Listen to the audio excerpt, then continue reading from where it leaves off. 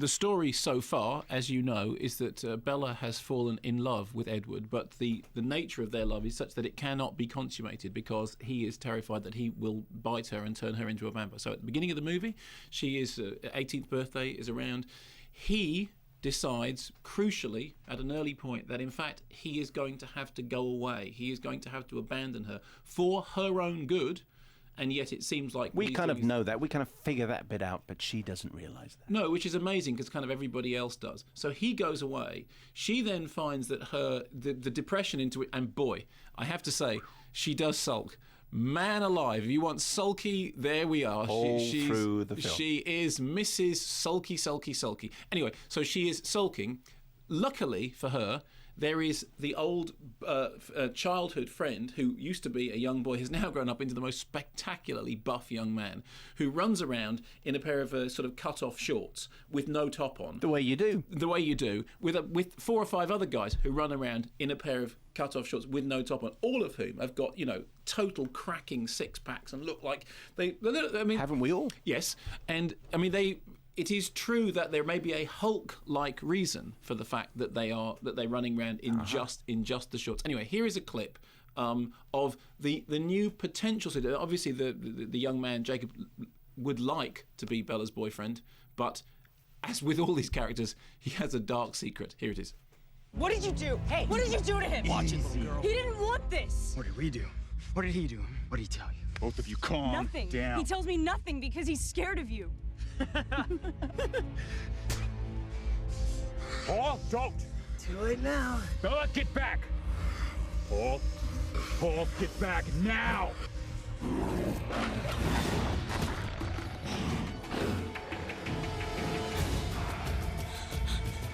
Bella!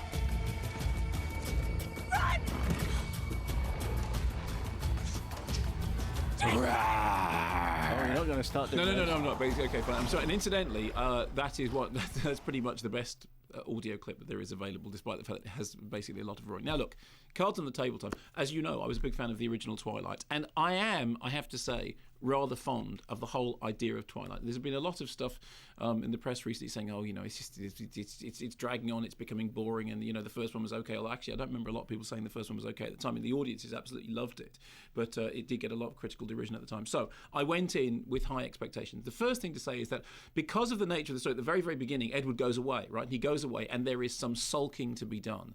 So consequently, there is from the sulking a certain languorous quality to the first movement of Twilight, which is, come on, there's sulking and there's really sulking and there's blimey, Charlie, how much longer are you going to sulk? So that's fine.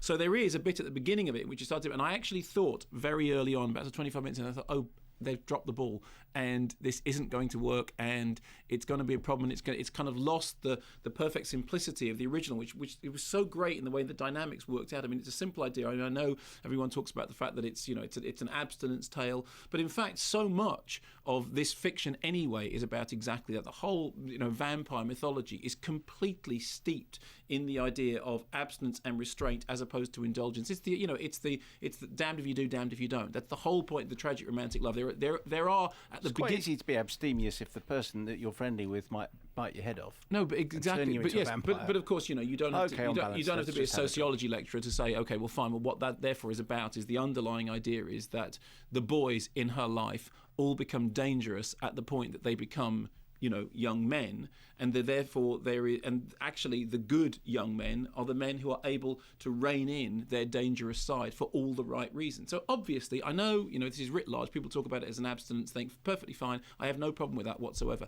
I actually think that just to say it's about abstinence is to somewhat undervalue what it's actually about, because there's a Romeo and Juliet motif running all the way through it. There's a great discussion about Romeo and Juliet and whether you would die for love and whether you would give up your life for something else. And of course, the whole dynamic of it is whether or not Bella will give up her soul in order to be with Edward, because an idea which has been explored in all vampire fiction. I mean, I suppose most recently something like The Hunger. The idea is that if you're in love with a vampire, you will soon become older than the vampire. There's a lovely moment when she says, I'm older than you. He says, no, I'm 156. And she says, yes, but I've just turned 18 because he's 107, actually. 107, sorry, fine. So I'm very glad that you're clearly so on with the details. On the focus there. And I love that idea. I love that sense of somebody at the age of 18 suddenly panicking that they're actually that they are growing away. And I find that, I mean, in the end, I think that so much of what vampirism and zombie myths are all about is to do with the mortality of the flesh, the fact that everything ages and withers and dies, and the great charm of the vampire is the fact that it doesn't age. But the deal, therefore, is if you don't age, you lose your soul. And consequently, that's it. That is the entire mechanism of the story, is what is more important. The fact that you are going to outgrow this person, and the fact that you are going to age and die, but with your soul, or that you're just going to embrace them. And you know that in the way of all teenage love stories, the answer is the second one. I will do anything. It doesn't matter what it is. I will do anything because we are in love together. And of course, Edward, who is the enigmatic, charismatic character in all this, is played by Robert Pattinson, has to say, no, I'm not going to do it. Now, after that initial dip, when I thought this is actually going to be 2 hours of mopey, I thought it found its feet again. Now, there are things about it that are slightly smirk-inducing in a way that they weren't in the original. I mean, the sight of the buff young guys running through the forest, being incredibly buff with their tops off, it did raise a titter, because it's just like, fine, it's okay, I understand entirely, you've got to know what your target audience is, and there's nothing wrong with a bit of beefcake or cheesecake. Remember the long discussion we had about which of those is the correct... No, that's fine, great. How nice, for once, that a teenage movie is getting the boys to do the running round, showing their tops off. There's a bit where Bella bangs her head on a rock. Little cut of about an inch, I would say, tiny in length, to which your man then takes his entire T-shirt off. He does. He's into what, as opposed to taking a bit of his T-shirt off. Yeah, that's right. Or just taking a hanky out of his pocket. Yeah, no, at any given moment, dabs her head with it. If you look like that, wouldn't you take... Honestly, if we look like that, we would present this show in radio. Speedos, frankly. So I don't have any problem with that at all. And by the time we got into the final movement of the film, there is a somewhat contrived, somewhat Love Actually, okay, rather than we've got to go to the airport, we've got to go to Rome. And then there's an incredibly camp performance by Michael Sheen, who was on the show the other day, who turns up in... Top performance. It's camp as nuts. I have nothing against it being camp as nuts, but it is incredibly camp. He's got the sort of the hair extension. And nuts camp. Can you be camp as nuts? Yeah, I think you can be anything as nuts. So, in general, despite the saggy, sulky, moany beginning, I actually thought it found its footing again, and by the time we got to the end, and it ends on a little bit of a romantic cliffhanger. Yes. Don't frown. No, it's one of those. Oh, don't leave it there. No, that was great. That's what by the time we got to the end, you can't leave Bulldog Basil there. Yes, by the time we got to the end, I was going, right, sign me up for the third instalment. Yes. So I have to say, I'm a sucker for it. Despite the things that I think are wrong with this one, I am a sucker for it. I did enjoy it.